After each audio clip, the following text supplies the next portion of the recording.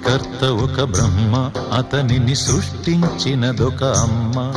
ఆ అమ్మకి తెలియని చిత్రాలు ఎన్నో, ఈ సృష్టిని స్తంభింపచేసే తంత్రాలు ఎన్నో. సృష్టికర్త ఒక బ్రహ్మ, అతనిని సృష్టించినదొక అమ్మ.